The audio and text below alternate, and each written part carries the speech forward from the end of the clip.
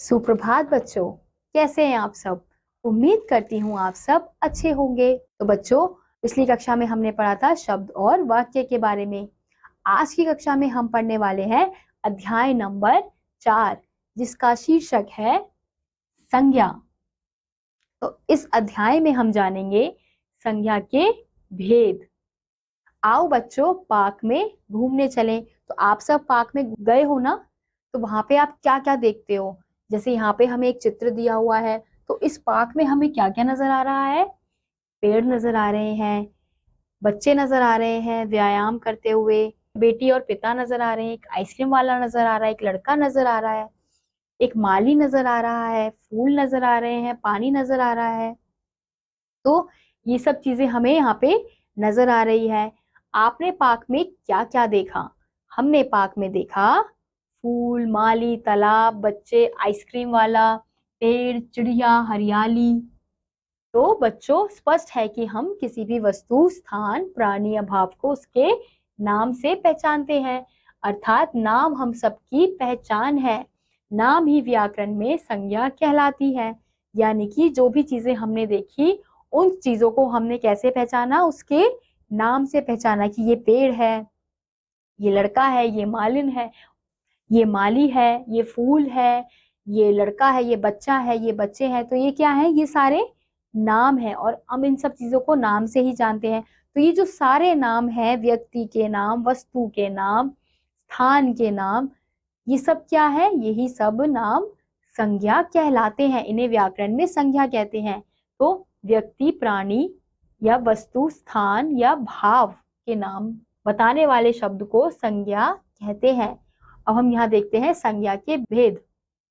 संज्ञा के 3 भेद होते हैं। कौन कौन से। व्यक्तिवाचक संज्ञा, जातिवाचक संज्ञा और भाववाचक संज्ञा।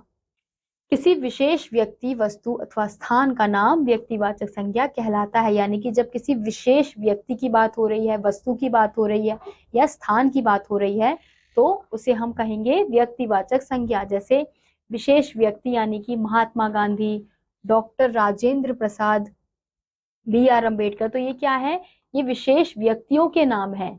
तो ये क्या कहलाएंगे, ये हमारे व्यक्तिवाचक संज्ञा कहलाएंगे।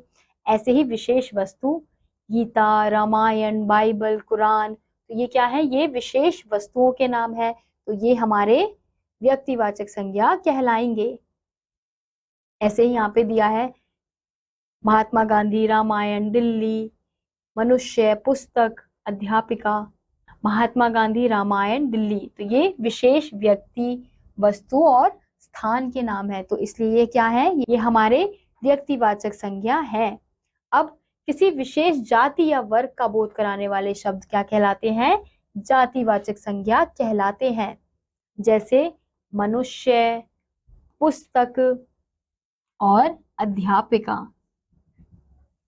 कुछ जातिवाचक संज्ञा के उदाहरण इस प्रकार हैं। वस्तु में पुस्तक हो गया, फूल, खिलौना, फल, सब्जी, तो ये सारे शब्द वस्तु हैं।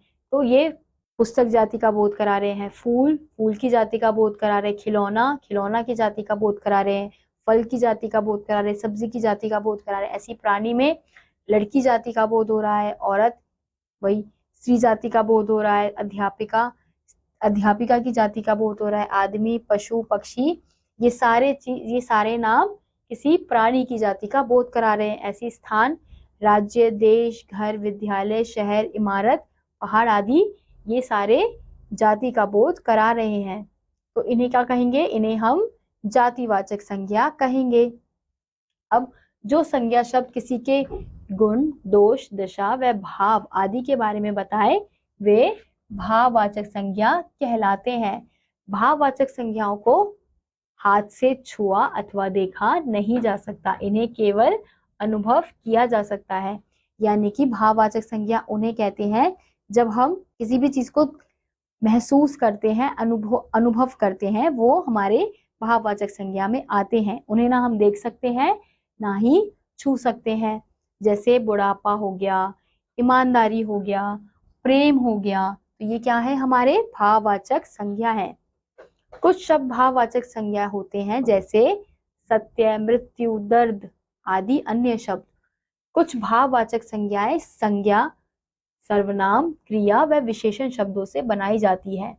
जैसे यहाँ पे हमें कुछ शब्द दिए गए हैं जिनसे भाववाचक संज्ञा बनती है, जैसे अपना का अपनापन, नमक का नमकीन, मित्र का मैत्री, हंसना का हंसी, दानव का दानवता, पढ़ना का पढ़ाई, मारना का मार, एक का एकता, वीर का वीरता, मानव का मानवता, मीठा का मिठास और बच्चा का बचपन। तो हमने देखा कि किस प्रकार से इन शब्दों के द्वारा भाववाचक संज्ञा बनाई जाती है। तो हमने इस अध्याय में देखा कि व्यक्ति, वस्तु, स्थान, प्राणी या भाव के नाम को संज्ञा कहते हैं। संज्ञा के 3 भेद होते हैं। कौन कौन से? व्यक्तिवाचक, जातिवाचक और भाववाचक।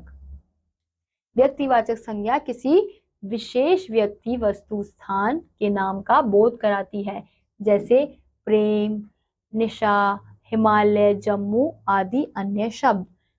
जातिवाचक संज्ञा किसी विशेष व्यक्ति, वस्तु, नाम का बोध ना कराकर उसकी संपूर्ण जाति का बोध कराती है, जैसे पैसे, नदी, देश, पक्षी आदि अन्य शब्द। ऐसे ही भाववाचक संज्ञा है। भाववाचक संज्ञा संज्ञा शब्दों के गुण, दोष, अवस्था आदि का बोध कराती है, जैसे प्रेम, घृणा आदि अन्य शब्द। इसी के साथ आज का ये अध्याय यहीं समाप्त होता है। उम्मीद करती हूँ आपको ये अध्याय समझ आया होगा। मैं आपसे मिलूंगी अगली वीडियो में। तब तक के लिए नमस्कार।